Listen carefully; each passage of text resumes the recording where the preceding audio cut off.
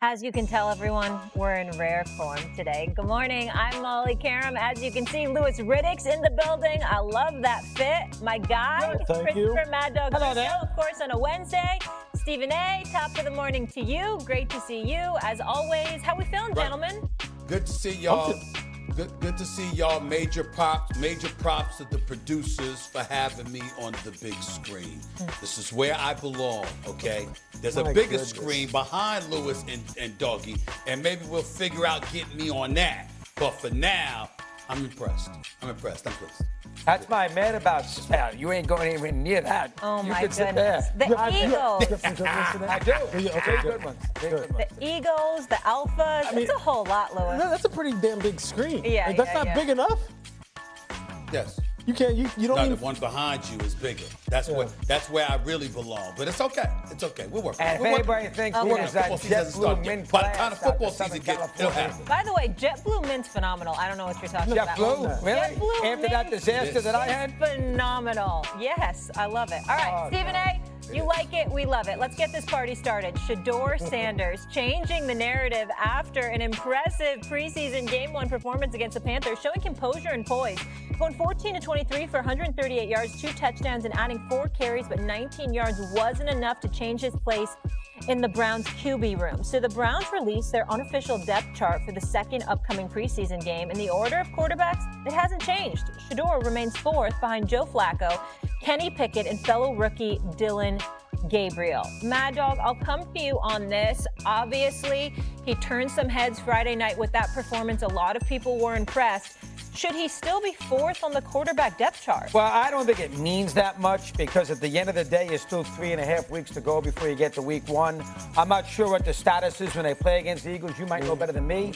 Is Flacco going to play? Is Gabriel going to get in there and play? I don't think there's any clarity on that yet. But yeah, keep going. So if that's the case, he's going to play. If they don't practice, he's going to be in the game. He's going to play anyway. So the depth chart might be a little overrated. Yeah. But I can't. On August 13th, we have talked about this. I know you're annoyed because he was in the 5th round. I get it. Maybe he should have been drafted earlier. Played great last week against the Panthers. Looked like he knew what he was doing. I'll grant you that one. But, I mean, he's on the right team because this team doesn't have a quarterback. And if he plays well, he is going to have plenty of opportunity to do his thing and maybe even one day be a starter quicker than we think. I still think no matter what, they'll start with Flacco to get his feet wet, try to get off to a decent start. He's got experience. I don't think Sanders or Gabriel or anybody else, I think Flacco will start the first game of the year, just like Wilson will for the Giants. But I think eventually Sanders is going to get his chance to show that he could be the quarterback of the future for a very prideful franchise that hasn't won since 1964. There are a lot worse spots he could be in. He's on a team that believes that's got great football history that doesn't have a QB. Yeah. He's coming off a good game. So I'm not as worked up by it as everybody else seems to be. I think Gabriel's got to get a chance. They made him the 3rd-round pick. Now, you can argue that all you want. He's got to get a chance. Yeah. But if you can't play, you can't play. He's got to play. Yeah. He's got to get a chance eventually. Before Lewis goes, I just have a question before Lewis goes. Doggy, how the hell are you a prideful franchise, but you're also a franchise that ain't won since the 60s? Could you explain that? Well, Paul Brown won championships. Been around. Well, hold on now. Come on, the Cleveland Browns, that's a big-time team. Now, they haven't won, I grant you. The Cleveland Browns got tremendous. Jim Brown played for them. And how long? They got great history. Educate us, historian. Wait, Jim Brown and the Cleveland Browns. How long ago was that? Oh, Brown quit in 65. 65 is his last year. All right, then. So they haven't won. Hold on, wait a minute. So they haven't won in 60 years, but you're saying there's a prideful franchise, as if they won and all of a sudden they've nosedived or something. Stephen A. as in pride, it was before the fall. The Toronto Maple Leafs haven't won. They're a prideful NHL franchise. It's not always about how many times you've won championships. The Browns are prideful. Stephen A. Jim Brown and stuff. With you it is. Stephen A., you know how you like to bring up the gas prices when we talk about Dak Prescott? Price of gas when the Browns were relevant, 31 cents a gallon. Wow. Yeah, 31 cents.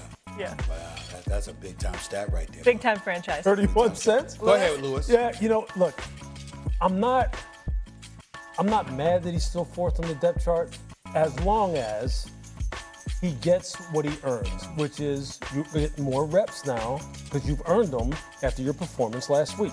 See, you know what would be perfect? You need to be in Philadelphia today. You need to be at these joint practices because that will really be the telltale sign as to how Kevin Stefanski really feels about his performance. Because if he's starting to work him in there, because look, they don't have a whole lot of time. People keep saying, oh, they have plenty of time. The season doesn't start. You know, eventually what happens is coaching staffs start whittling down the reps and tailing the reps towards the people who are going to play on opening weekend. And the people who are backups, guys who are going to be inactive on game day, those kind of projections as far as the roster are concerned, you start doing a lot of watching. You start running a lot of scout team to prepare the guys who are going to play. So they don't have an inordinate amount of time. He needs to be worked in there. Sal Powell is there today for us. Sal Paolantonio. It'd be interesting to see how many reps he starts getting with frontline players because I think he deserves it. You're right. Dylan Gabriel does need to be looked at. He hasn't gotten a look yet. And since he is a third-round pick, you can best believe the organization wants to see what they have in him. And rightfully so.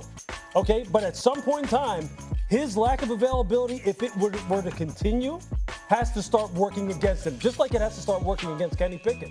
The same way. If you can't perform in training camp, that's how you start losing your spot. Simple as that. But I do think Flacco, no matter what, is going to start week one. Probably, yes. Okay. Here's my issue. Here's my issue, guys.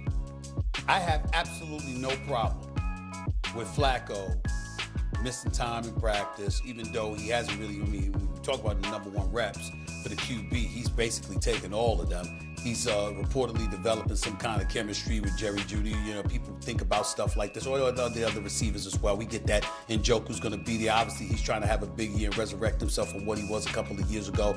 But here's the reality when we really, really look at this, okay? In the end, what the hell is Shedeur Sanders being lower on the depth chart to a Kenny Pickett and a Dylan Gabriel? Dylan Gabriel comes in. He hasn't been a pro yet.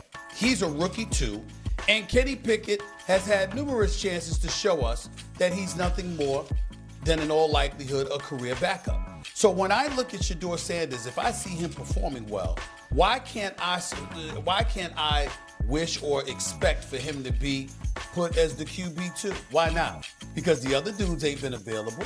You know, when you talk about Pickett, he hasn't returned to 11 on 11 drills. Okay, he's missed about 3 or 4 practices. Dylan Gabriel, again, is a rookie, and a lot of people thought coming out of college that Shedeur was better than him. How come Shedeur Sanders can't be on the number 2 or at the number 2 spot right now under Flacco? That would be my question. It's not a big deal. It's nothing to lose sleep over, but I'm saying I didn't expect him to remain 4th on the depth chart, especially when he's practicing and he's the one available, and the ones that ain't available are Kenny Pickett and Dylan Gabriel. Yeah, I think the reason is because, look. What's up? Any problem?